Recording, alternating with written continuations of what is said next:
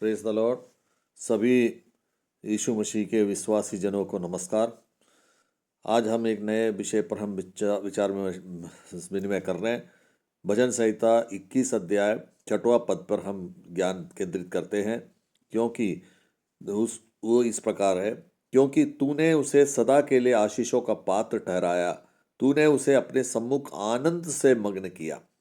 भजन संहिता 21 अध्याय 6वां पद।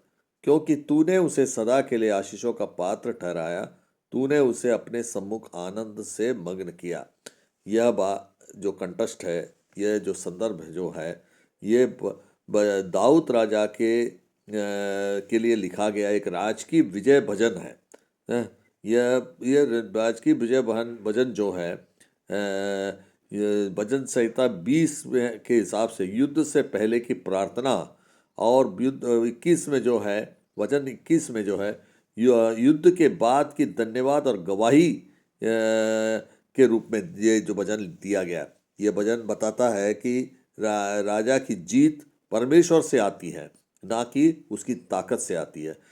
यहाँ पे हम फिजिकल रूप से, शारीरिक रूप से हम यदि इसका वर्णन और चित्रण देखते हैं तो यह वह मैंने कि कौन है कि दाऊद राजा, जो परमेश्वर ने उसे युद्ध में विजय दिलाई और राज्य में स्थिरता दी और शत्रुओं से जय प्राप्त किया, लोगों के सामने सम्मान दिया।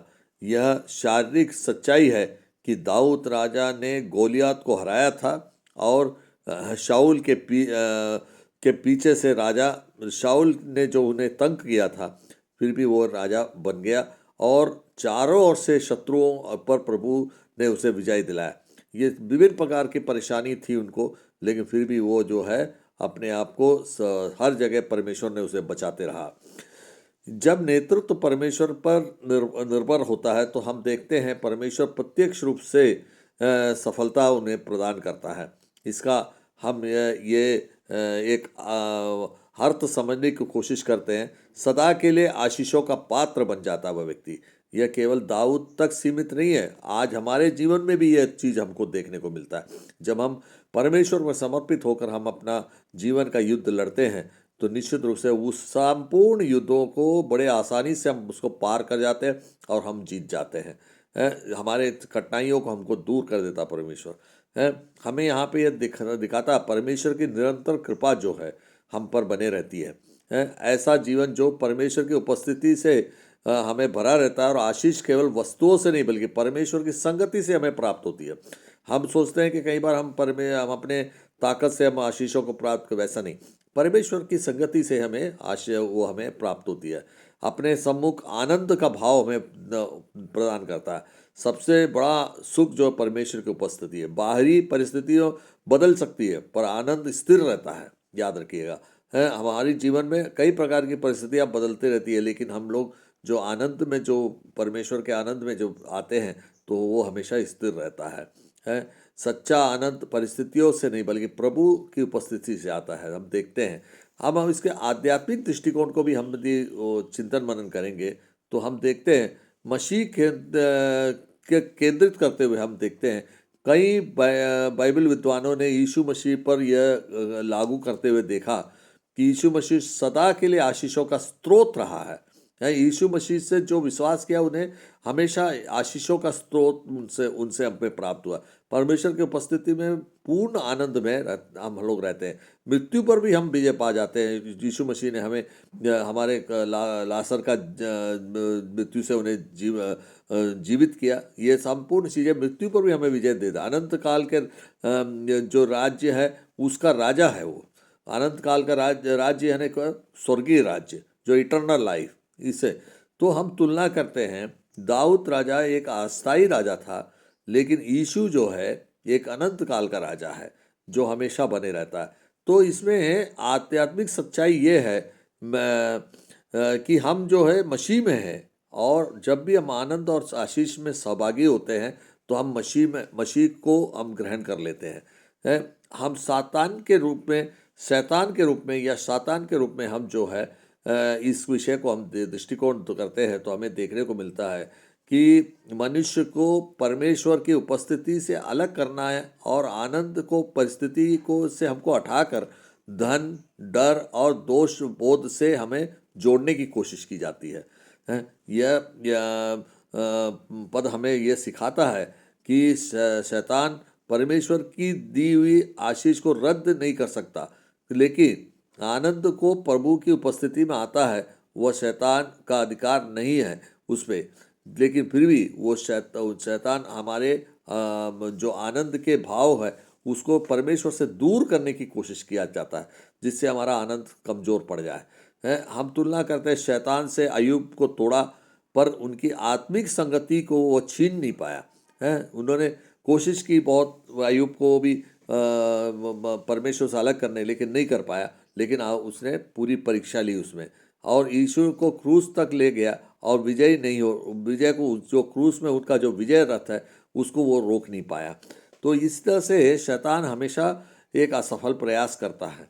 यहाँ पे हमको देखने को मिलता है कि शैतान परिस्थितियाँ बदल सकती है, लेकिन परमेश्वर की उपस्थिति से वो हमें छीन नहीं सकता है। हम उदाहरण के तौर पे देखते हैं खुशी कहाँ से आती है। एक व्यक्ति को आती है, इसके बारे में हम चिंतन करेंगे तो एक व्यक्ति के पास सब कुछ है, जैसा पैसा, पद, दुनिया और सम्मान सब है, फिर भी वो किसी न किसी रूप से आनंद के मामले में खाली रहता है।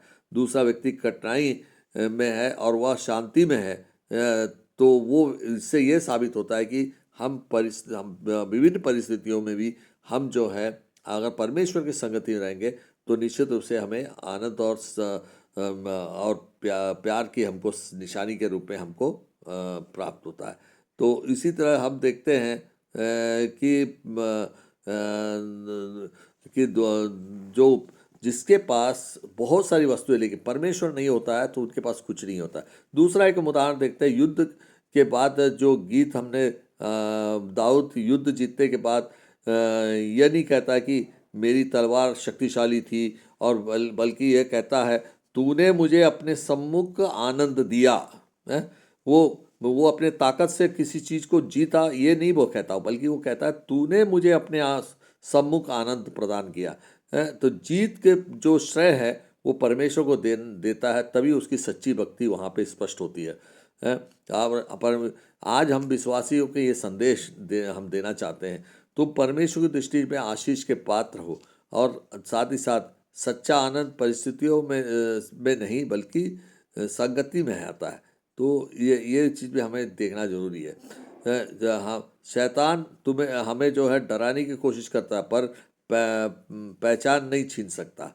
ये हमेशा देखते हैं कई प्रकार की जो है मतलब अपन को देखने को मिलता है कि शैतान किस ढंग से वहाँ पे हमारे बीच में आकर वो आध्यात्मिक शक्ति को छीनने की कोशिश करता है।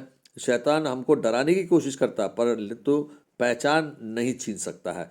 मसीह में तुम्हारा हमारा जो आनंद सुरक्षित रहता है और हमें किसी भी रूप से उस आनंद को वो विच्छेदित नहीं कर पाता।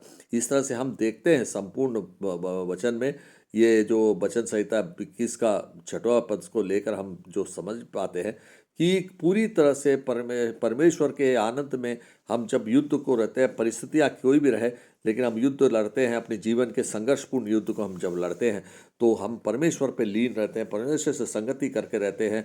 तो दाऊद राजा की तरह हम भी जो है मजबूत रहते हैं, और साथ ही साथ उनके सामने हम अपने आप को पूरी तरह से हम जो है हमेशा आशीषों के पात्र से हम जो है उनके सम्मुख का जो है आनंद के पात्र बने रहते हैं, और उस आनंद हमें और हमारे परिवार को, कलीसिया को सभी मिलते रहे। और यही वचन के साथ में हम ये वचन जो है हमको ये सिखा रहा है कि विपरीत परिस्थिति में भी हमें परमेश्वर से साथ में जुड़े रहना है, उससे दूर नहीं होना है, ताकि जो है हम अपने लक्ष्य को प्राप्त कर सके और स्वर्ग राज्य में हम प्रवेश करने के लिए हम तैयार बन सके। और जय मसीह की इस बात वाणी के साथ मैं बंद करता हूँ इस शब्दों को। Thank you.